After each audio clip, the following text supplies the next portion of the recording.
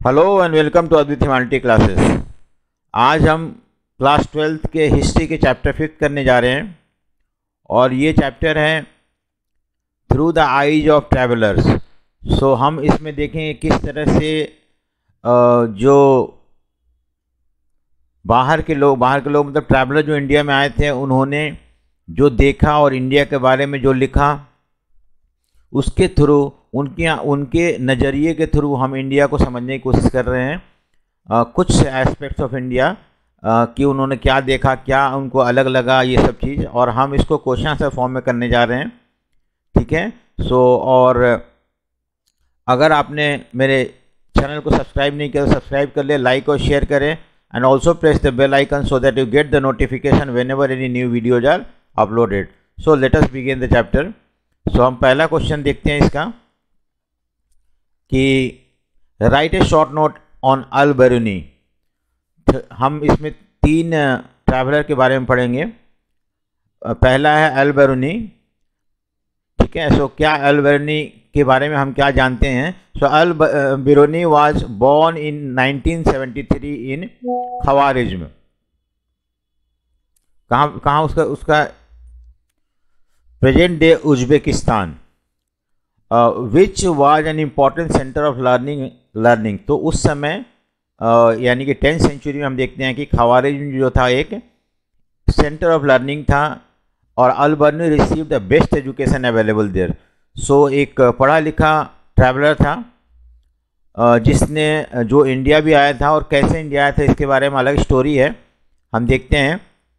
Al Biruni was well versed in several languages. So देखो क्या बोल रहा है कि बहुत सारे लैंग्वेजेस पता था। सिरिक हो गया, अरबिक, पर्शियन, हिब्रू, संस्कृत, और ये सारे लैंग्वेज उसे पता था। Although he did not know Greek, he was familiar with the word of Plato and other Greek philosopher having read them in Arabic translation. ठीक है। वैसे तो उसे ग्रीक नहीं पता था, लेकिन उसने बहुत ग्रेट फिलोसोफर जो थे, प्लेटो हो गया, अरिस्टोटल हो गए, सोक्रेट्स हो गए, इनकी बुक पढ़ी थी उसने, जो कि अरबिक में ट्रांसलेशन था, और इस तरह से उसे ग्रीक का भी नॉलेज था।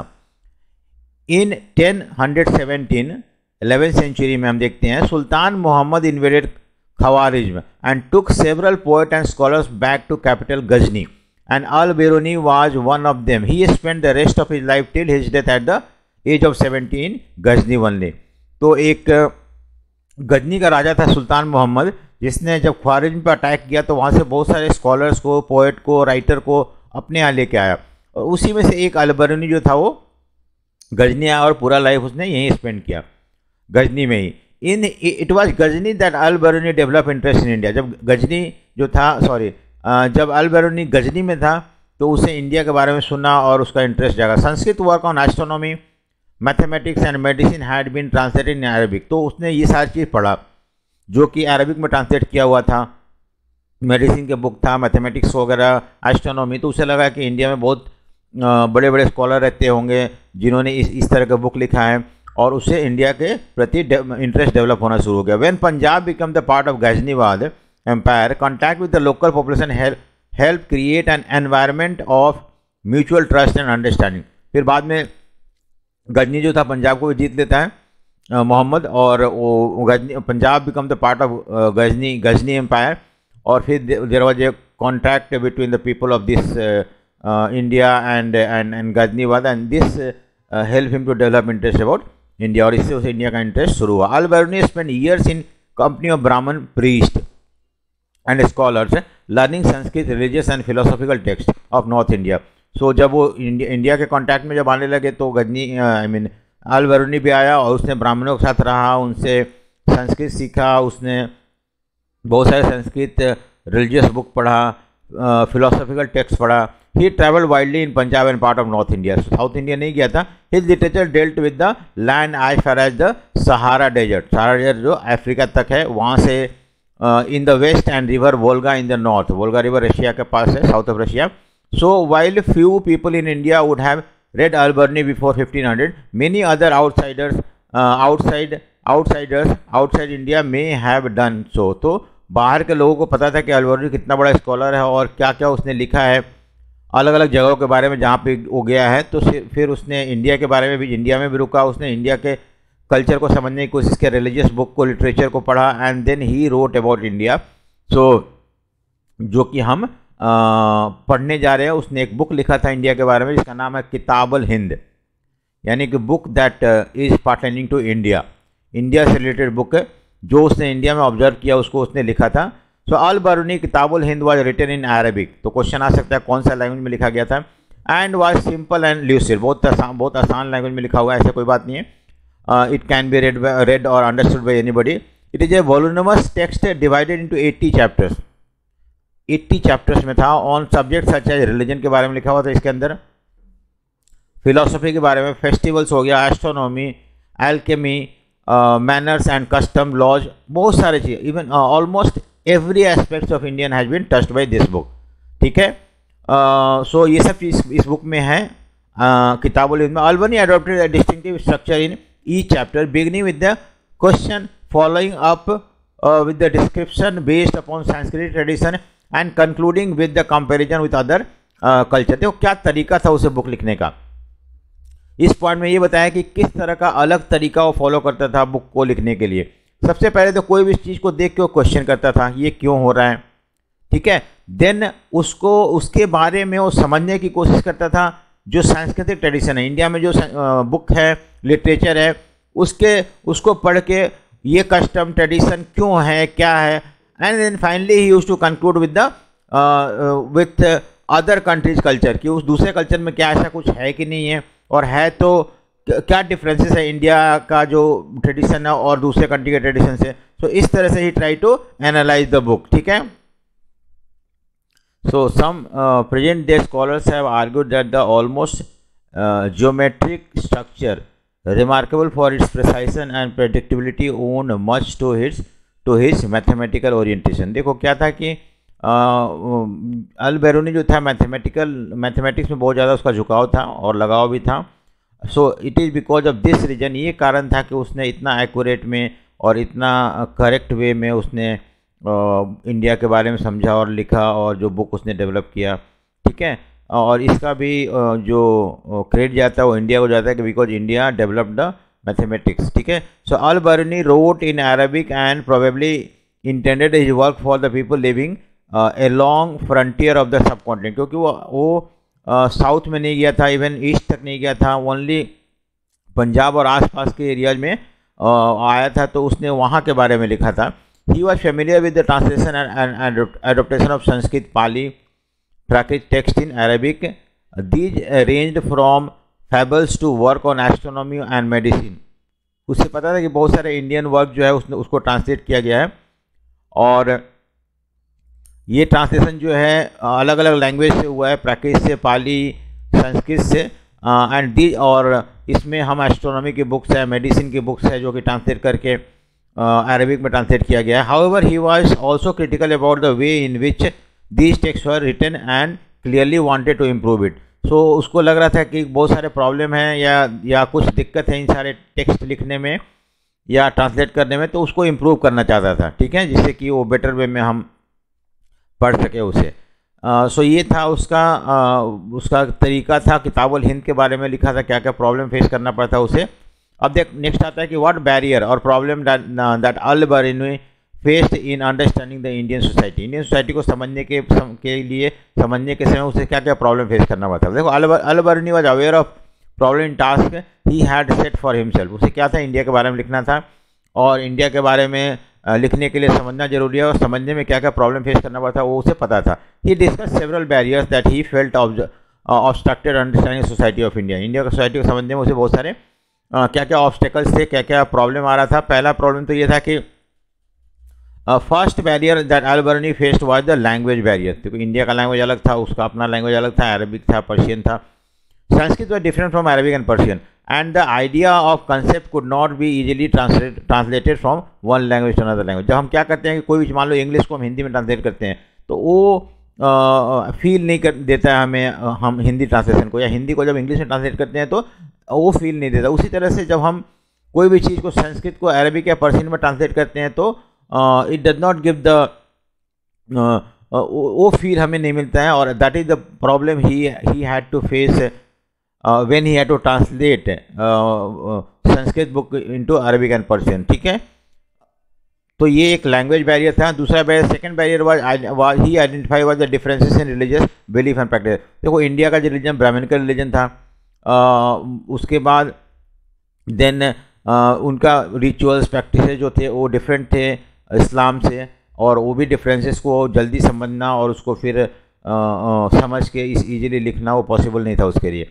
The self absorption and the consequent insularity of local population according to him constituted the third barrier, कि लोग जो थे ना बाहर के लोगों से इतना खुलते नहीं थे, आपस में मिलजुल के रहते थे, आपस में डिस्कस करते थे, आपस में बातचीत करते थे, but when comes to somebody from outside people were not open to them.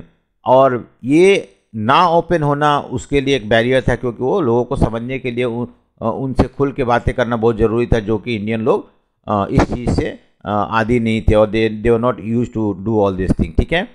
In this scenario Al Biruni depended on the work of Brahmanas, Puranas and Bhagavad Gita, the work of Patanjali, ये सारे बुक्स को।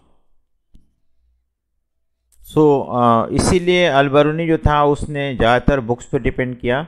उसने ब्राह्मण्स, पुराना, भगवद गीता, पतंजलि, मनुस्मृति, ये सब चीज़ को पढ़ के इंडिया के बारे में समझने की कोशिश करी, क्योंकि उसे पता था कि हमें लोगों से इतना इन्फॉर्मेशन नहीं मिल पाएगा, ठीक है।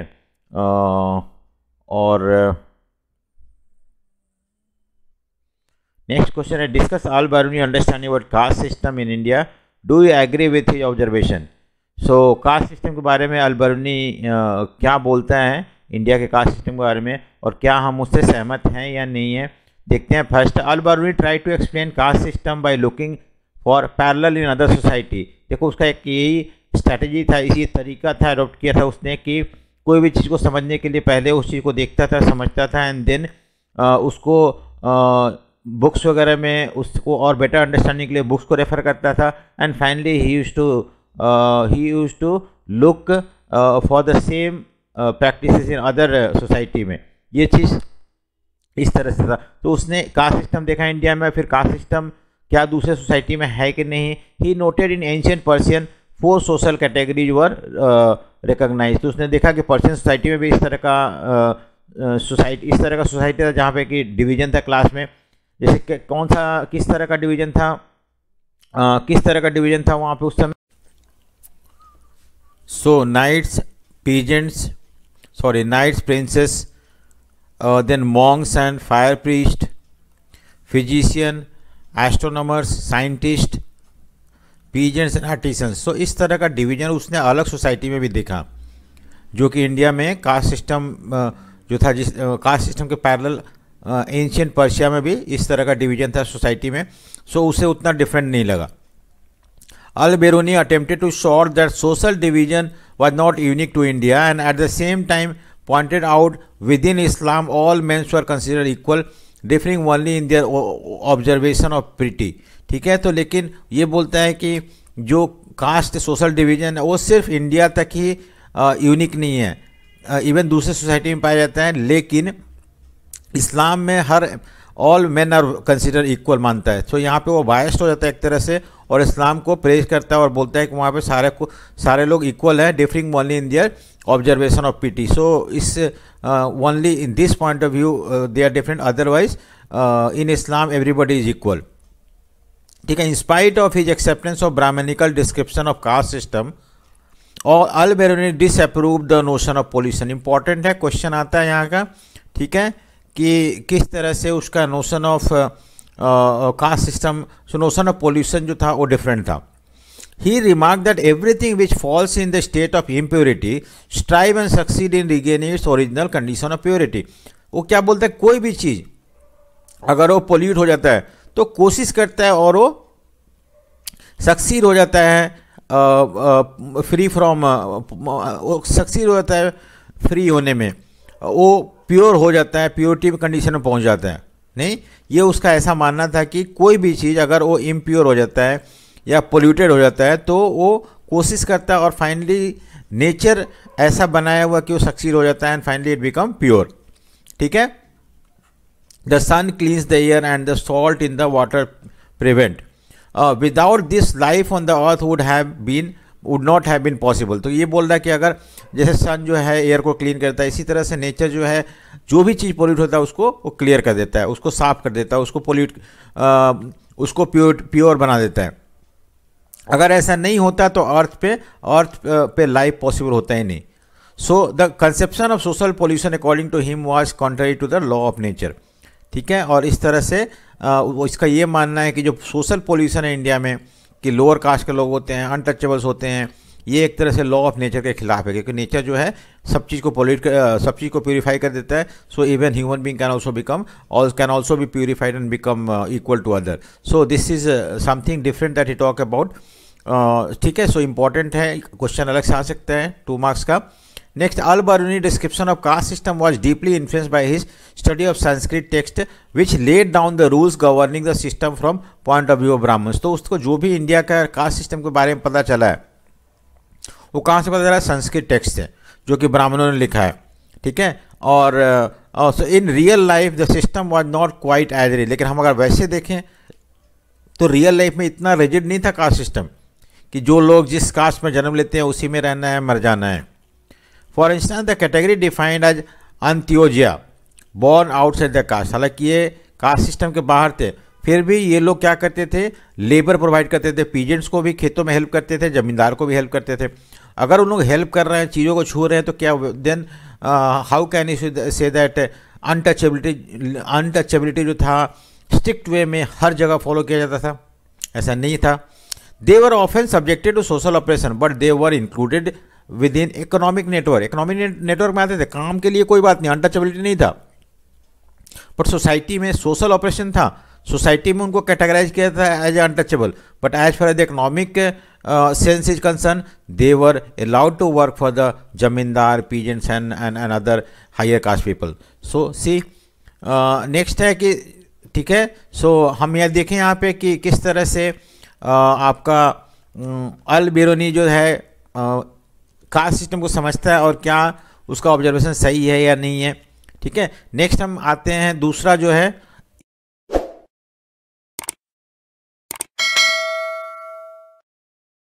इब्न बटूटा। ठीक है, इब्न बटूटा ये हमारा सेकंड फॉरेनर है जो इंडिया में आया था। इनफैक्ट इसके बारे में हम पढ़ना है, बहुत सारे फॉरेनर आए थे जो कि इंडिया के बारे में लिखे हैं, बट हम इब्न बटूटा के बारे में पढ़ने जा रहे हैं और हम देखते हैं कौन था ये और क्यों इंडिया में आने का क्या मकसद था इससे और क्या क्या ऑब्जर्व किया था, ये सारी चीज़ें हम समझने की कोशिश करेंगे। ठीक है, so now let us begin.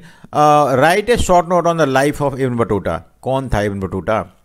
So Ibn Battuta was Moroccan traveller born in Tangier in one of the most respectable and educated family known for their expertise in Islamic religious law और शरिया। बहुत ही respected family में था ये। Morocco Africa में एक country है, वहाँ से आया था और ये जिस फैमिली में जन्म हुआ था वहाँ पे वो बहुत ही रेस्पेक्टेड फैमिली था। वहाँ पे लोग एजुकेटेड होते थे।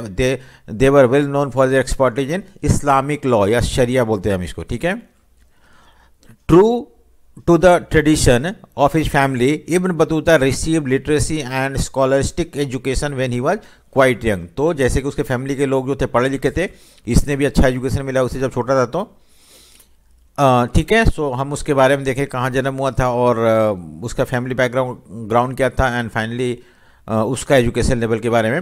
इब्न Battuta consider experience gain through travel to be the more important source of knowledge than books. इसका बड़ा अच्छा सोच था कि हमें कोई भी नॉलेज जो है जो हम एक्सपीरियंस करते हैं, जो हम देखते हैं और देख के समझते हैं, वो ज़्यादा ट्रू होता है, ज़्यादा इंफॉर्मेटिव होता है, ज़्यादा इंपॉर्टेंट होता है then the knowledge that we get from book. ठीक है, before he set off for India in 1332 to 33, यानी कि इस समय तुगलक डायनेस्टी था और इस समय हम देखते हैं कि मोहम्मद बिन तुगलक जो था वो रूल कर रहा था इंडिया में। He had made pilgrimage trip to Mecca and had already travel extensively Syria, Iran, Iraq, Persia, Yemen, Oman and few trading port of coast of east Asia. तो ऐसे इंडिया आने से पहले उसने बहुत सारे जगह ट्रैवल किया था और उन सारे जगहों का एक्सपीरियंस था उसे, and then he came to India. Travelling overland through central Asia, Ibn Battuta reached Sindh in 1333। सो मैंने बताया था उस समय इंडिया में कौन रूलर था, तो सिंध पहुंचा वो लैंड के through. He had heard about Muhammad bin Tughlaq, मैंने बताया था मोहम्मद बिन तुगलक जो था इस समय sultan of Delhi, and sultan was impressed by his scholastic and appointed him as a qazi और जज ऑफ दिल्ली। उसको काजी चुना गया। तो जब उसने मोहम्मद बिन तुगलक से मिला इंडिया में, दिल्ली में, तो सुल्तान जो था मोहम्मद बिन तुगलक बहुत इम्प्रेस हो गया उससे, उसके एजुकेशन से, उसके स्कॉलस्टिक एटीट्यूड से, और फाइनली उसको काजी मतलब होता है जज चुन लेता है। ठीक है, सो इस तरह से वो दिल्ली में जज बन जाता है। Ibn Battuta remained in the position until he fell out of position and was thrown into prison. देखो क्या हुआ कि बाद में शायद किसी ने इब्न बटूटा के बारे में कुछ चुगली कर दिया होगा सुल्तान को, और बाद में उसे उस पोजीशन से हटा दिया जाता है, उसे जेल में डाल दिया जाता है। Once the misunderstanding was cleared he was restored to imperial service. He was ordered to proceed to China as a sultan's envoy to Mongol ruler. ठीक है, बाद में जो कन्फ्यूजन था, मिसअंडरस्टैंडिंग था, वो दूर हो जाता है राजा और इब्न बटूटा के बीच में, सुल्तान और इब्न बटूटा के बीच में, और उसे फिर से इंपीरियल सर्विसेज में, यानी कि फिर से उसे जो जॉब था वो मिल जाता है। और फाइनली राजा उसको ऑर्डर करता है चाइना जाने के लिए, सुल्तान का एम्बेसडर बन के, दूत बन के उसका मंगोल रूलर से मिलने के लिए। ठीक है, so for the next assignment Ibn Battuta proceeded to Malabar coast. तो ठीक है, सो दिल्ली से वो क्या आता है, मैलाबर आता है, मैलाबर कोस्ट, ठीक है, यहाँ पे आता है, और थ्रू को सेंट्रल इंडिया होते हुए, and finally and then to Maldives जाता है। मालदीव जो है यहाँ पे एक आइलैंड है कुछ, and the proceed to the Sri Lanka, and finally वो श्रीलंका आता है। ठीक है, यहाँ से श्रीलंका आ जाता है। Then he went back once more to the Malabar coast and the Maldives and before resuming his mission to China. फिर आता है एक बार दोबारा से यहाँ पे मालाबर कोस्ट में, एंड फिर यहाँ से वो रिज्यूम करता है चाइना के लिए। ही देन विजिटेड बंगाल, असम, ठीक है, यहाँ से ऊपर की तरफ आता है बंगाल असम की तरफ, और ठीक है, और बंगाल असम होने के बाद finally he took a ship to Sumatra and then traveled extensively to China. He then returned home Morocco in 1347. इस तरह से बहुत साल इधर उधर घूमने के बाद एक्सटेंसिवली इंडिया और चाइना वगैरह के बाद फाइनली वो मोरक्को पहुंचता है। Ibn Battuta account is often compared with that of Marco Polo. Marco Polo आपको पता है इंडिया आया था, और इंडिया के बाद चाइना गया था, चाइना के बाद वो अपने इटली पहुंचा था, तो उसी तरह से इसका भी, ये भी इब्न बटूटा का भी अकाउंट जो है मार्को पोलो से कंपेयर किया जाता है। He recorded observation about the new culture. अब जैसे मार्को पोलो, इब्न बटूटा ने क्या देखा था, नए नए कल्चर इंडिया चाइना वगैरह में, belief, values, people etcetera. According to him Ibn Battuta, according to Ibn Battuta, it took 40 days to travel from Multan to Delhi and around 50 days from Sindh to Delhi। ठीक है, सो ये बताता है कितना time लगता था उस समय पहुंचने में। मे बी इतना एफिशिएंट मीन्स ऑफ ट्रांसपोर्ट नहीं था, और 50 डेज लग जाता था सिंध से। सिंध मतलब आपका यहाँ से दिल्ली पहुँचने में, ठीक है, बहुत ज़्यादा टाइम लग जाता था, 50 डेज लग जाता था। ठीक है, सो इब्न बटूटा फेस्ड मेनी ट्रबल। जब वो आ रहा था तो उस समय क्या क्या प्रॉब्लम, क्वेश्चन आ सकता है कि क्या क्या ट्रबल उसे फेस करना पड़ा था जब वो दिल्ली पहुंचा था। He was attacked by bands of robber several time. बहुत बार उसे डाकुओं ने अटैक किया था, और he prefer travelling in a caravan. Caravan मतलब होता है कि जब मर्चेंट्स के बहुत सारे जब गुड्स ना एक साथ मे बी 1000 बुल्लक कार्ट में एक साथ जब जाते हैं ना, दैट इज कॉल्ड कैरावन। ठीक है, सो इसमें जाना पसंद, क्योंकि इसमें मर्चेंट होते थे, उनके लोग होते थे, तो समवॉट सेफ था ये। But this did not discourage highway robber. इसके बाद भी हाईवे जो रॉबर्स थे वो अटैक कर देते थे। While travelling from Multan to Delhi his caravan was attacked and many of his fellow travelers lost their life। सो ये क्या बोल रहा है कि एक बार वो जब वो मुल्तान से दिल्ली आता उस समय इसके कैरावन पे बहुत सारे रॉबर्स ने अटैक कर दिया था, और अटैक करने में बहुत सारे इसके फेलो ट्रैवलर्स थे वो मारे गए थे।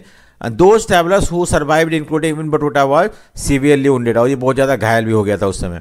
ठीक है, तो ये क्वेश्चन आ सकता है कि क्या क्या प्रॉब्लम उसे फेस करना पड़ा था while travelling in India. Next है क्वेश्चन है, analyse the strange thing that Ibn Battuta observe about India, और what were the unfamiliar things that Ibn Battuta saw in India. क्या अजीब सा अलग सा चीज़ उसे दिखा इंडिया में, जो कि जिसके बारे में वो फेमिलियर नहीं था, जिसके बारे में वो उसके लिए। सो ये सोर्स बेस्ड क्वेश्चन भी आ सकता है। सो हमें सोर्स दिया होगा उसके बेस पे क्वेश्चन हो सकता है। बट फाइनली हम यहाँ ये देखते हैं, इब्न बटूटा डिस्कस द कोकोनट एंड पान, ये दो चीज़ के बारे में एक्सप्लेन करता है, क्वेश्चन इसके बारे में पूछा जाता है कोकोनट और पान के बारे में।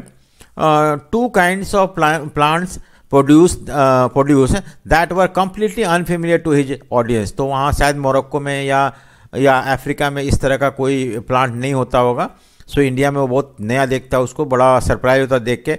Ibn Battuta describe the coconut as similar to date palm. Date palm मतलब होता है खजूर, जो कि आमतौर पर रेगिस्तानों वगैरह में उगाया जाता है, या इवन समुद्र के किनारे डेट पाम, उससे कंपेयर करता है कोकोनट को, ठीक है। Except one produces nut as his food and the other produces date. So ठीक है, इसमें नट होता है जो हम खाते हैं, एंड फाइनली डेट पाम से हम डेट ये मिलता है, खजूर मिलता है। The nut of the coconut tree resemble a man's head. क्या बोलता है कि जो नारियल होता है वो किस तरह दिखता है, इस तरह जैसा सर का, आई मीन ये दिखता है कि मैंस हेड इंसान के सर जैसा दिखता है, जिसमें कि दो आंखें हैं, ठीक है, आंखें, eyes and mouth, and inside it and inside of it when it was green looks like a brain and attached to it a fiber that look like a hair.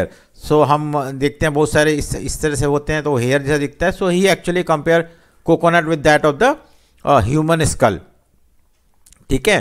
So next है कि Ibn Battuta describe betel leaf मतलब पान का पत्ता जो होता है, as cultivated in some same manner as grape wine.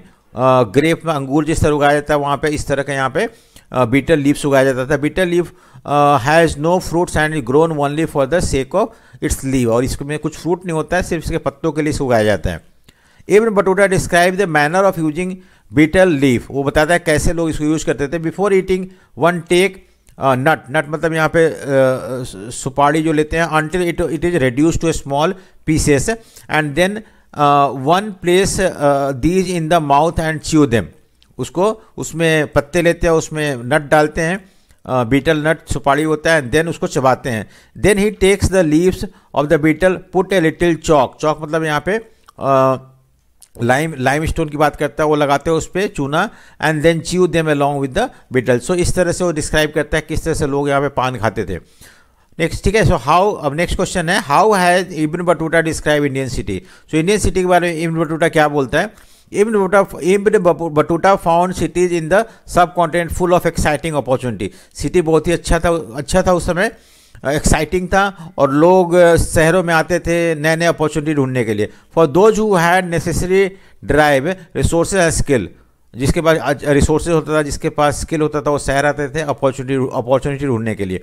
They were densely populated, यानी कि शहर जो था बहुत ज़्यादा आबादी वाला होता था, प्रॉस्परस मतलब तरक्की होता था। Exception for the occasional disturbances cause by war and इन्वेशन, लेकिन जब वार होता था या जब दूसरा किंग अटैक करता था उस समय थोड़ा बहुत प्रॉब्लम होता था, अदरवाइज सिटी बहुत ही एक्साइटिंग प्लेस था रहने के लिए। It appear from Ibn Battuta account that most cities have crowded street. तो आमतौर पे जितने भी सारे इंडिया में सिटी थे वो क्राउडेड थे, भीड़ भाड़ होते थे वहाँ पे। And bright and colourful market, जो मार्केट होते थे वो ब्राइट होते थे, कलरफुल होते थे, एंड वो are full of wide variety of goods, यहाँ बहुत तरह के सामान बिकते थे, ठीक है। नेक्स्ट ये बोलता है कि Ibn Battuta describe Delhi as the vast city. Delhi के बारे में बोलता है कि बहुत बड़ा सिटी था ये, विद ए ग्रेट पॉपुलेशन, बहुत ज़्यादा लोग थे यहाँ पे, largest in India. Daulatabad no less and easily rival Delhi in size. तो दौलताबाद दिल्ली को कंपेयर करता है कि दोनों करीब करीब सेम थे, ऐसा बात नहीं था, उससे कम था Daulatabad. The bazaar were not only places of economic transaction but also the hubs of social and cultural activity। ठीक है, बाजार जो होते थे वो सिर्फ वहाँ पे खरीदा बेचा नहीं जाता था सामान, बल्कि और भी बहुत सारे कल्चरल एक्टिविटी देखने को मिलता था। मोस्ट बाजार हैड मॉस्क मतलब होता है कि मस्जिद होता था, मंदिर होता था। And in some space were marked for public performance for dancer, कुछ लोग डांस करते थे, म्यूजिशियन म्यूजिक प्ले करते थे, सिंगर थे सिंग करते थे, इससे उनको पैसा मिलता था और लोग देखते थे इस चीज़ों को। How has the Ibn Battuta describe Indian agriculture and trade. तो एग्रीकल्चर और ट्रेड के बारे में इब्न बटूटा का क्या ओपिनियन था, सो ये भी हम देखते हैं यहाँ पे। Ibn Battuta found Indian agriculture very productive because of the fertility of the soil which allowed the farmer to cultivate 2 crops in year. तो क्या बोलता है कि इंडिया का सॉयल जो था बहुत फर्टाइल था, और फर्टाइल होने की वजह से यहाँ फार्मर जैसे 2 क्रॉप उगाते थे साल में, और इससे ज़्यादा प्रॉस्परस थे। इब्न बटूटा नोटेड दैट सब continent was well integrated with inter-Asian trade network of trade and commerce with Indian manufacturer being a great demand in both West and South East Asia, fetching huge profit for artisans and merchants. तो ये क्या बोलता है कि India का जो trade था वो एशियन ट्रेड से कनेक्टेड था और इंडिया में ऐसे बहुत सारे सामान बनते थे जो कि जिसका डिमांड था वेस्ट में, साउथ ईस्ट एशिया में, और इससे इंडियन मर्चेंट को बहुत ज़्यादा प्रॉफिट हुआ करता था. Indian textile producing cotton, cloth, fine muslin, silk, bracket and Saturn were in great demand. So India क्या क्या चीज, तो एक तो फाइन कॉटन क्लोथ जो था उसका डिमांड था, ठीक है. फाइन मसलिन एक तरह का मलमल का कपड़ा होता है, सिल्क, सैटर्न, ये सब चीज़ का बहुत ज़्यादा डिमांड था फॉरेन कंट्री में. He inform us that certain variety of fine muslins are so expensive that they could be worn only by nobles and rich people. So muslin जो थे ना, मलमल का जो कपड़ा होता था वो इतना एक्सपेंसिव था कि आम आदमी खरीद नहीं सकता था, राजा या नोबल या रिच पीपल ही उसे खरीद सकते थे, ठीक है. So what observation did the Ibn Battuta make about the communication system. तो इंडिया में कम्युनिकेशन सिस्टम और ट्रांसपोर्ट या कम्युनिकेशन जो होता है उसके बारे में वो क्या ऑब्जर्व करता है. So Ibn Battuta observed that the states evidently took specific measures to encourage merchant. Almost all trade routes were well supplied with the inns. Inns मतलब होटल होता है, रहने का सराय, एंड द गेस्ट हाउसेज होते थे, ठीक है. सो क्या बोलता था इसने क्या देखा कि state evidently took specific measures to encourage merchants. तो ये ऑलमोस्ट इन ऑल ट्रेड, तो मर्चेंट को एनकरेज किया जाता है कि वो जाए एक जगह दूसरी का सामान बेचे, और इसके लिए स्टेट जो था स्टेप उठाता जिससे कि रास्ता जो सेफ रहे. हर जगह सराय था, इन था. He was amazed by the efficiency of postal system. सही, कोस्टल सिस्टम नहीं है, पी है, पोस्टल सिस्टम है. Allowed merchant not only send information and remit credit along the long distance but also to dispatch goods required at short notice. तो India का postal system इतना fast efficient था कि आसानी से इन्फॉर्मेशन एक जगह दूसरी जगह जा सकता था, और गुड्स को भी एक जगह दूसरी जगह डिस्पैच करने में ज़्यादा समय नहीं लगता था, पैसे भी आसानी से आ सकते थे because of safe and security. So ये ऑब्जर्व करता है, ये बोलता है the postal system was so efficient that which it took 50 days to reach Delhi to Sindh. The news reports of a spy would reach the sultan through in 5 days. जो कि आम लोगों के जाने आने के लिए 50 दिन लगता था, 50 days लगता था. जो न्यूज़ थे वहाँ से 5 दिन के अंदर आ जाता था सुल्तान तक सिंध से. दिस इज द एफिशिएंसी, इतना ज़्यादा एफिशिएंट पोस्टल सिस्टम था. There were 2 kinds of postal system in India.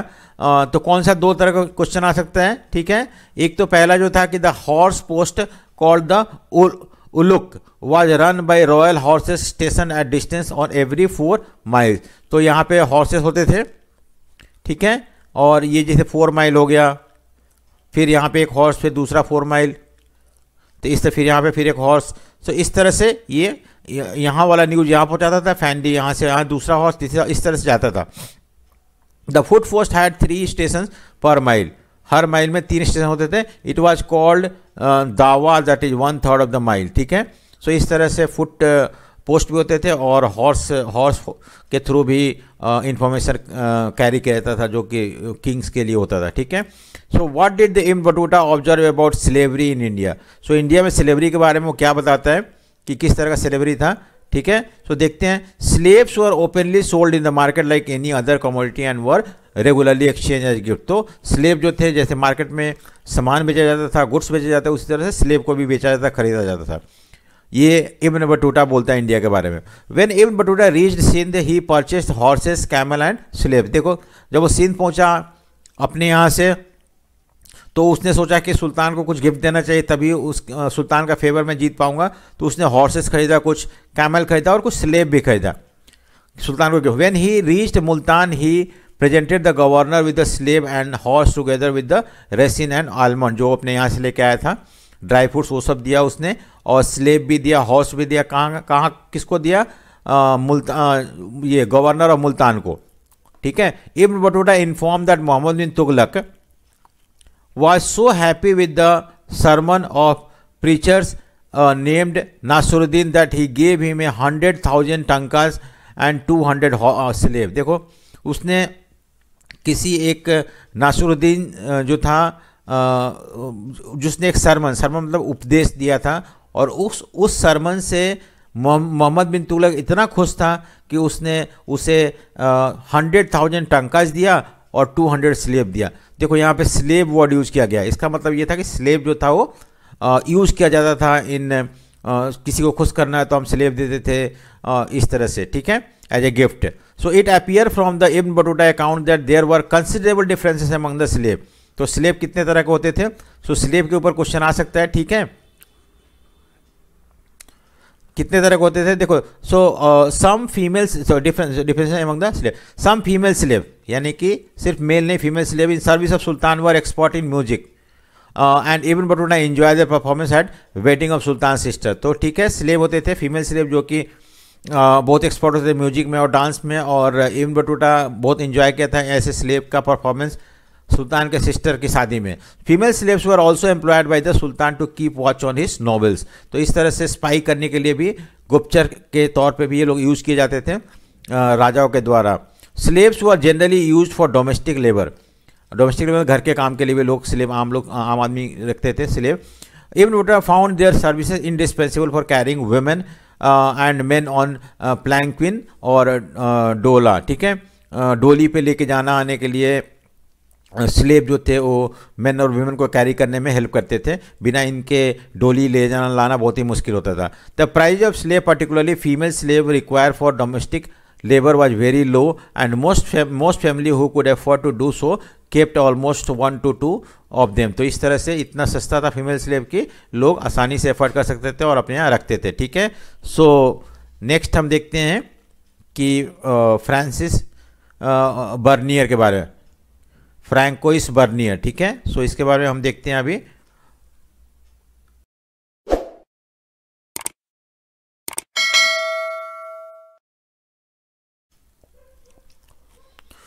François Bernier, ठीक है। सो हम इसके बारे में समझते हैं और इसने इंडिया के बारे में क्या लिखा था, कहाँ से आया था और इसका क्या सोच था इंडिया के बारे में, वो सब आप समझेंगे। So write a note on the life of Francois Bernier, ठीक है।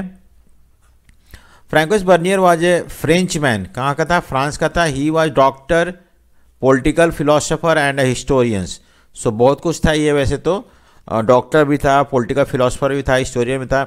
ही was in India for 12 years, बहुत साल इंडिया में रुका, and from 1656 to 1668 and was physician to prince Dara Shikoh. Dara Shikoh जो था वो औरंगजेब का भाई था या शाहजहाँ का लड़का था, and later on as a intellectual and scientist with Danishmand Khan an American noble at the Mughal court. सो बाद में वो इसके साथ भी रहा। सो इसका मतलब ये होता है कि उसे नोबल के साथ एसोसिएशन था उसका, बहुत इन्फ्लुएंशियल पर्सन था। So Bernier dedicated his major writing to Louis 14। Louis 14 France का राजा था और उसने जो भी लिखा उसने डेडिकेट किया लुई 14 को। The king of France and many of his other works were written in the form of letter to influential officials and ministers. तो जो भी उसने लेटर, बहुत सारे उसके ऐसे इंफॉर्मेशन डॉक्यूमेंट हमें मिलते हैं जो कि उसने अपने यहाँ मिनिस्टर्स को लिखा था या ऑफिशियल्स को लिखा था। He saw India in a bleak situation, मतलब बहुत ही अंधकार में दिखा उसे, as compare to development of Europe. उसे लगा कि यूरोप ज़्यादा डेवलप है इंडिया से, and that is why he refer to as a bleak situation in India. Bernier work was published in France and translated in English, German, Italian. तो ये show करता है कितना इंपॉर्टेंट और कितना इन्फॉर्मेटिव होगा, कितना पॉपुलर था उस समय। His accounts were reprinted 8 times in French and 3 times in English. So all this I mean printed, reprinted, published show that how famous, कितना फेमस था उसका अकाउंट के बहुत सारे लैंग्वेज में प्रिंट किया गया। बर्नियर्स जो उसने लिखा इंडिया के बारे में, उसको travels in the Mughal empire, ये नाम है बुक का, is marked by the detail observation, critical insight and reflection. He emphasize the superiority of European over Mughal empire, ठीक है। सो उसने जो बेसिकली जो ऑब्जर्व किया वो उसका क्रिटिकल इंसाइट था इंडिया के बारे में, क्रिटिकली इंडिया को उसने देखा। उसने एम्फेसाइज किया कि जो यूरोप है ज़्यादा सुपीरियर है देन द मुगल इंडिया, और इस तरह से मुगल इंडिया को इन्फीरियर शो करने का जो उसका सोच था, उस सोच को इस बुक में उसने डालने की कोशिश करी, ठीक है। His representation in India, his in India work on the model of binary opposition where India is presented as a inverse to Europe. देखो उसने क्या किया, इंडिया को उल्टा दिखाया, उल्टा इन द सेंस कि यूरोप जो है एनलाइटेंड है, यूरोप जो है डेवलप है, यूरोप जो है एजुकेटेड है, यूरोप जो है सिविलाइज्ड है, और इंडिया जो है उल्टा है, इसके अनसिविलाइज्ड है, लेस एजुकेटेड है, साइंटिफिक नॉलेज नहीं है, सुपरस्टिशियस है. इस तरह से उसने इंडिया को शो किया. सो ठीक है, he also ordered the perceivable differences hierarchically so that Indian appeared to be inferior to the Western world. ठीक है, सो उसने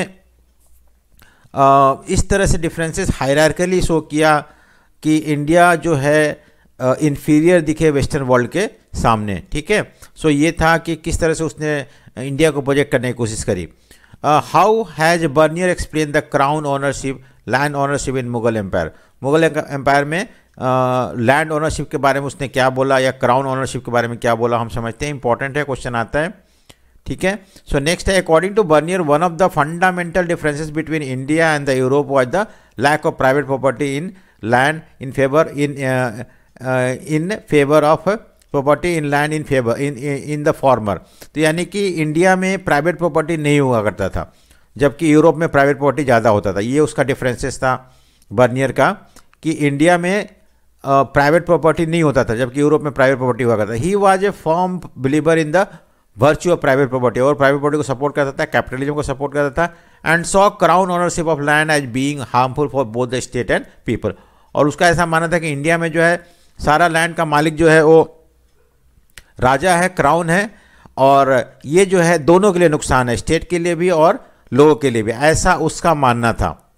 ठीक है, so Bernier thought that in the Mughal empire the empire owned all the land and distributed it among the nobles. तो सारा जमीन का मालिक कौन है? एम्परर है, राजा है, मुगल सुल्तान है, और उसने अपने नोबल्स के बीच में बांट रखा है ये सारी जमीन. This had disasters consequences on the society, और इसकी वजह से सोसाइटी जो है वो गरीब है. इसका जो इफेक्ट है सोसाइटी पे बहुत ही खराब है, डिजास्टर्स है. Owing to crown ownership of land, land holders could not pass on the land to their children. अब देखो क्या था कि सारा जमीन जो है एक्चुअली सुल्तान का है, तो वो अपने बेटे को नहीं पास ऑन कर सकते हैं. So they were adverse to any long term investment in the substances and expansion of production. तो उनको कोई इंटरेस्ट नहीं था लैंड को बेटर करने के लिए, लैंड में इन्वेस्ट करने के लिए, लैंड को और बढ़ाने के लिए, एक्सपैंड करने के लिए, प्रोडक्शन के लिए. So this was the fault that he saw. ये उसकी गलती दिखी इंडिया का लैंड होल्डिंग में. Even British also saw the same thing later on. The absence of private property in land had therefore prevented the emergence of a class of improving landlord as in the Western Europe with the concern to maintain or improve the land. So क्या बोलता है वो कि India में जो ऐसे landlord थे जिनका अपना ज़मीन नहीं था, और इसलिए वो लैंड को इम्प्रूव करना नहीं चाहते थे, बल्कि यूरोप में अलग था. यूरोप में ज़मीन जो था लैंडलॉर्ड का था, और लैंडलॉर्ड जो थे वो कंसर्न थे अपने लैंड को बेटर करने के लिए. It had led to uniform ruination of agriculture, excessive oppression of peasantry, and the continuous decline in the living standard of all the sections of society except the ruling aristocracy. क्या बोलता है कि इस तरह से जो लैंड जो है किंग जो है यानी मुगल एम्पर जो है लैंड का ऑनर है, इसकी वजह से पूरा एग्रीकल्चर बर्बाद हो रहा था, बहुत ज़्यादा पीजेंट्स को सप्रेस किया जा रहा था, और जो लिविंग स्टैंडर्ड था लोगों का करीब करीब सारे सेक्शन का डिक्लाइन हो रहा था. लेकिन रूलिंग अरिस्टोक्रेसी जो रूलिंग क्लास थे वो उनका कंडीशन और ज़्यादा बेटर होते जा रहा था. The Indian society according to Bernier consisted of very rich and powerful ruling class. तो यहाँ के रूलिंग क्लास जो थे बहुत ही रिच थे और पावरफुल थे, and poorest of the poor, और जो थे यहाँ पे ऐसे भी लोग थे जो बहुत गरीब थे. There was no middle man. तो यहाँ दो ग्रुप था, एक तो बहुत रिच था जो कि नोबल्स और अरिस्टोक्रेट थे, रूलिंग क्लास था, और दूसरा सेक्शन जो था पुअरेस्ट ऑफ द पुअर, गरीब से गरीब किसान होते थे. और इस तरह से सोसाइटी दो हाफ में बटा हुआ था. Bernier saw the Mughal empire as its king. ये आता है क्वेश्चन, ठीक है, कि its king was the king of beggar. यहाँ का राजा जो था भिखारियों का राजा था, एंड बारबेरियंस का राजा था. Its city and towns were ruined and contaminated with all ill air. यहाँ का सिटी जो थे वो बर्बाद हो गए थे, पोल्यूटेड एयर था, and field over spread with the bushes and full of pestilential marshes, यानी कि यहाँ जो था जंगल, ये खेत बेकार हो गए थे, जंगल जंगल था सब जगह, और इस तरह से यहाँ का राजा जो था भिखारियों का राजा था, इस तरह ऐसे उसका मानना था। यानी कि वो कम्प्लीटली इंडिया के बारे में क्रिटिसाइज करता है, इंडिया का लैंड रेवेन्यू सिस्टम को क्रिटिसाइज करता है, ओनरशिप को क्रिटिसाइज करता है, और बोलता है कि इंडिया में बहुत सारे लोग गरीब थे, सिर्फ कुछ लोग जो थे इन गरीबों का खून चूस के आराम की ज़िंदगी जी रहे थे, जो कि अरिस्टोक्रेटिक क्लास के थे, रूलिंग क्लास थे, नॉबल्स थे। ठीक है, was Bernier's claim about ill effect of crown ownership correct? क्या सही है जो ऊपर हमने बर्नियर ने इतना ज़्यादा क्रिटिसाइज किया है इंडिया का लैंड ओनरशिप को? None of the Mughal official document suggest that the state was the sole ownership of land. हमें इसका कहीं रिकॉर्ड नहीं मिलता है मुगल डॉक्यूमेंट में, आईने अकबरी में, कि स्टेट जो था वो ओनर था लैंड का। For example Abul Fazl describe the land revenue as a remuneration of sovereignty. देखो अबुल फजल क्या बोलता है कि नहीं, जो लैंड रेवेन्यू एम्परर लेता था या मुगल सुल्तान लेते थे, वो एक तरह से रेन्यूमरेशन था, क्योंकि वो राजा था तो राजा को कुछ आपको देना है। A claim made by rulers on his subject for the protection he provided rather than the rent on the land he own. तो क्यों रेंट लेता था? क्योंकि वो प्रोटेक्शन देता लोगों को, उस प्रोटेक्शन के लिए कुछ आज भी स्टेट हमें प्रोटेक्शन देता है और हमसे टैक्स लेता है, उस समय भी स्टेट लिया करता था, तो इसमें गलत क्या है? It is possible that European travellers regarded such claim as a rent because land revenue demands were very high. तो शायद यूरोपियन ट्रैवलर को ये लगता था कि इंडिया में ये रेंट है, क्योंकि इंडिया में रेंट जो था, रेवेन्यू डिमांड जो था बहुत ज़्यादा था। However this was actually not a rent और even a land tax but a tax on the crop.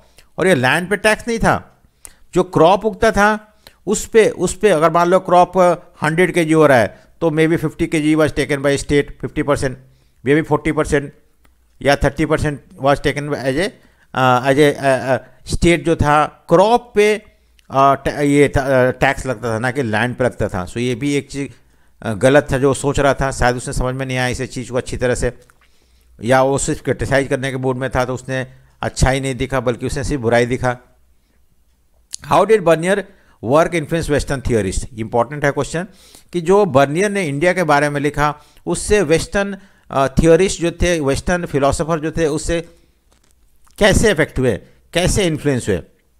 देखो Bernier description influence western theorist from 18th century, बहुत बाद में हम देखते हैं कि उससे इन्फ्लुएंस हुआ। फ्रेंच फिलोसोफर मॉन्टेस्क्यू, इसके बारे में फ्रेंच रेवोल्यूशन में पढ़ा है, use his account to develop the idea of oriental despotism. Question आता है कि व्हाट इज ओरिएंटल डेस्पोटिज्म और किसने डेवलप किया था? मॉन्टेस्क्यू ने किया था, जो फ्रेंच फिलोसोफर था। ये क्या है देखते हैं। According to this ruler in Asia enjoyed absolute authority over the subject who were kept in condition of poverty and the private property was non existence. ठीक है, क्या बोलता है अकॉर्डिंग टू ओरिएंटल डेस्पोटिज्म? क्या होता है कि जो राजा है या रूलर जो है वो एब्सोल्यूट अथॉरिटी पावर इंजॉय करते हैं अपने सब्जेक्ट मतलब प्रजा के ऊपर। ठीक है, और उनको गरीबी में रखा जाता है और इंडिया में कोई प्राइवेट प्रॉपर्टी है ही नहीं, सब प्रॉपर्टी जो है वो राजा के ऊपर है। इस तरह का सोच जो मॉन्टेस्क्यू ने बर्नियर के अकाउंट को पढ़ने के बाद जो आइडिया डेवलप किया, जिसको बोलते हैं oriental despotism. According to this view everybody except the emperor and his nobles barely manage to survive. सिर्फ नोबल्स और एम्परर या अरिस्टोक्रेटिक क्लास के लोग बहुत अच्छे से जीते थे और बाकी लोग सिर्फ जिंदा थे। This idea was further developed by Karl Marx as Asiatic mode of production. और इसी को बोलता है कि कार्ल मार्क्स जो है बहुत बड़ा फिलोसोफर था जिसने कि कम्युनिज्म या सोशलिज्म डेवलप किया था। वो बोलता है ये एशियाटिक मोड ऑफ प्रोडक्शन है, जिसमें कि किसानों को सिर्फ इतना ही छोड़ा जाता है जिससे कि वो जिंदा रह सके और बाकी सारे उससे ले लिया जाता है एज ए रेंट। ठीक है, and this type of production is called Asiatic mode of production. Karl Marx argued that in India before colonialism, यानी ब्रिटिश आने से पहले इंडिया में surplus was appropriated by the state. जो भी सरप्लस होता था ना, तो मान लो कि 100 kg प्रोड्यूस हुआ और 100 kg में किसान को सिर्फ 30 kg चाहिए, तो 30 kg किसान रख लेता था, बाकी rest was taken as a rent by the state. ठीक है, so state the imperial court presided over the village respecting their autonomy as long as the flow of surplus continued. This was regarded as stagnant economy.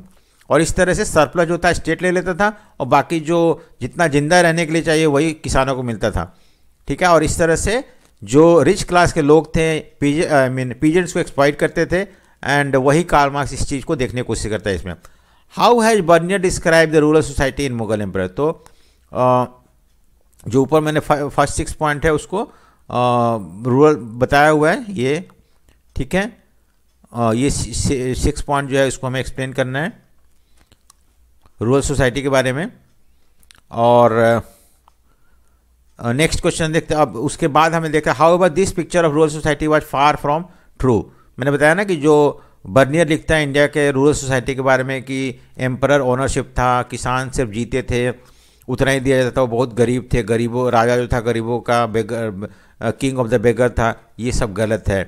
ये Indian लोगों का ऐसा मानना है। During 16th-17th century rural society was characterised by considerable social and economic differentiation.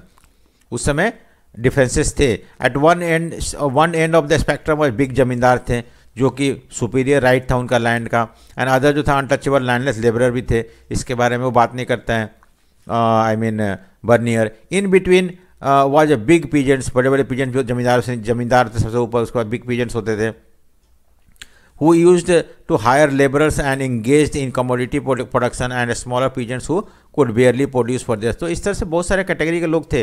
वो बोलता है सिर्फ 2 थे, एक रिच थे लोग और एक पुअर था, ये गलत है उसका। और भी in between there were number of other classes were there, rich peasants थे, सो उसके बारे में वो नहीं कहता, ठीक है। So discuss the picture of urban centres that emerge from Bernier's account. Bernier ने जो अर्बन सेंटर शहरों के बारे में जो हमारे सामने रखा है उसके बारे में हम क्या रखा है, किस तरह का पिक्चर प्रेजेंट किया है।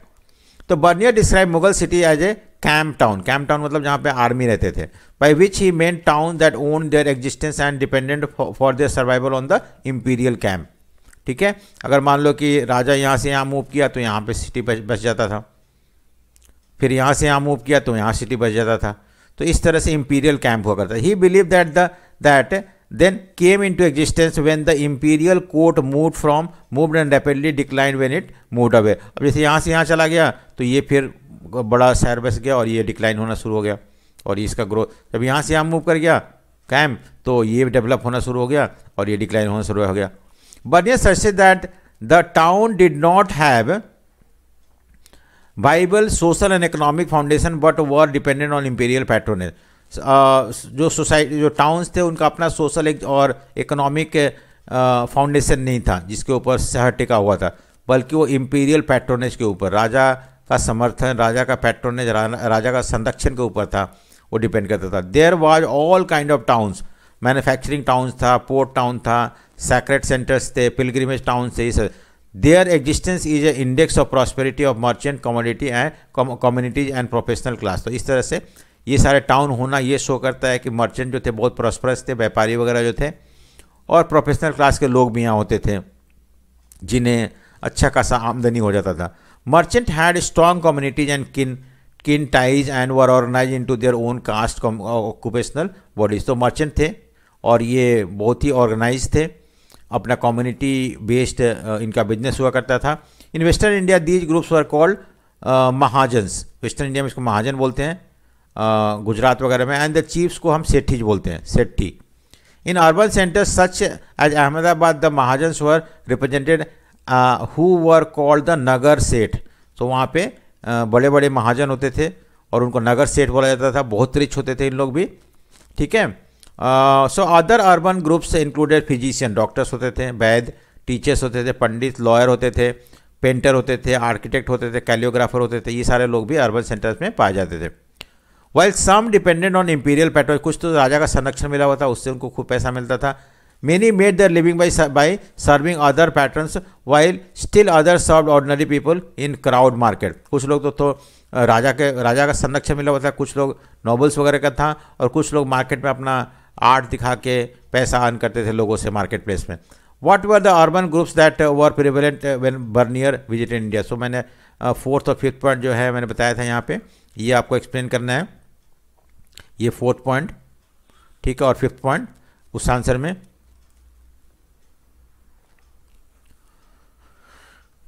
ठीक है, नेक्स्ट हम देखते हैं, नेक्स्ट क्वेश्चन मूव करते हैं। What were the element of practice of sati that draw Bernier attention. Important है सती के बारे में बर्नियर क्या लिखता है। आपको पता है कि सती मतलब होता है कि after the death of wife के हस्बैंड के मरने के बाद वाइफ को उसी चिते में जला दिया जाता था। That is the practice that was there in India, बहुत पहले से चला रहा था और उसको हम सती प्रथा बोलते हैं, सती सिस्टम बोलते हैं। तो बर्नियर इसके बारे में क्या बोलता है? Contemporary European travellers often highlighted the treatment of women as a crucial marker of difference between western and eastern society। वो बोलते थे कि इंडिया में जो है बहुत सारे ऐसे प्रैक्टिसेस फॉलो किए जाते हैं। सती एक था जिसमें कि वेमेन और मेन को इक्वलिटी नहीं दिया जाता था, और वेस्टर्न सोसाइटी में वेमेन को बहुत ज़्यादा सपोर्ट या बहुत ज़्यादा प्रिविलेज मिलते थे, बल्कि इंडिया में नहीं मिलता था। Bernier choose practices of sati for detailed description। Bernier noted that while some women seems to embrace death cheerfully, others were forced to die। कुछ औरतें जो थे खुद अपने खुशी खुशी चिते में जल के मर जाती थी हस्बैंड के मरने के बाद, कुछ जो था ज़बरदस्ती उनको चिते में डाल दिया जाता था, चिता में जलने के लिए। However, women lives revolved around the much else beside the sati। और भी बहुत सारे एस्पेक्ट्स से वुमेन के लाइफ को जो हमें समझना चाहिए, सिर्फ सती के पॉइंट ऑफ व्यू से नहीं क्रिटिसाइज करना चाहिए। सती नो डाउट सती को कोई सपोर्ट नहीं करता है, but on ground of Sati India का जो इमेज खराब करने की कोशिश करी बर्नियर ने, वो सही नहीं था। They were engaged in agriculture and non agriculture production. तो वो इकोनॉमिक एक्टिविटी में पार्टिसिपेट करती थी, उसे ये सब भी बोलना चाहिए था, लेकिन उसने ज़्यादा फोकस किया सती को, बिकॉज ये शो करना चाहता था कि यूरोप में वुमेन का लाइफ बेटर है then the India. Compare and contrast the perspective from which the Ibn Battuta and Bernier wrote their account on travellers. तो दोनों के पॉइंट ऑफ व्यू को हमें समझना है, ऑब्जेक्टिव और ऑब्जर्वेशन को लिखना है और कंट्रास्ट करना है, ठीक है। Do you think that Ibn Battuta account is useful in arriving at a observation understanding of life of contemporary urban customs? Give reason. So write about the Ibn Battuta background. तो हमें इब्न बटूटा के बारे में पूरा लिखना है, उसने क्या क्या ऑब्जर्व किया, कोकोनट के बारे में, पान के बारे में, ट्रेड के बारे में, ये सब कुछ हमें एक्सप्लेन कर देना इस क्वेश्चन में, ठीक है। Name the travellers that settled permanently India. So Italian doctor था मानुकी, इसने इंडिया में सेटल हो गया था, गया नहीं था वापस। और which French travellers travel to India 6 times। So French jeweller था जीन बैप्टिस्ट ट्रैवेनियर, जो कि 6 टाइम इंडिया ट्रैवल किया था, ठीक है, क्वेश्चन आ सकता है। He was fascinated with the trading condition of India, उसे ट्रेड अच्छा लगा इंडिया का, and compare India and Iran with the Ottoman empire, और ऑटोमन एम्पायर से कंपेयर करता है इंडिया भी उतना ही ज़्यादा एक्सटेंसिव, बड़ा और ट्रेड के लिए अच्छा जगह था। Why did the people travel in medieval time? लोग क्यों उस समय ट्रैवल करते थे? People travel in medieval in search of livelihood, better opportunity के लिए, जीने खाने के लिए, and escape from the natural disaster like flood and epidemic. महामारी या फ्लड से बचने के लिए भी लोग दूसरी चले जाते थे। Traders and merchant travel to sell their goods. Traders और मर्चेंट जो एक जगह दूसरी जाते थे सामान बेचने के लिए अपने। Priest travel to in order to spread their religion, belief and pilgrimage to visit religious places. तो प्रीस्ट वगैरह जो साधु वगैरह या पंडित वगैरह एक जगह दूसरी जगह जाते थे, मॉन्क्स जाते थे अपने धर्म को फैलाने के लिए। Many travellers from for adventure and to explore new land and learn about new custom language. ये भी था, कुछ लोग एक्सप्लोरर थे, एडवेंचरस थे, जो कि नए नए लैंग्वेज, नए नए बिलीव, कस्टम को जानना चाहते थे, इसलिए ट्रैवल किए थे।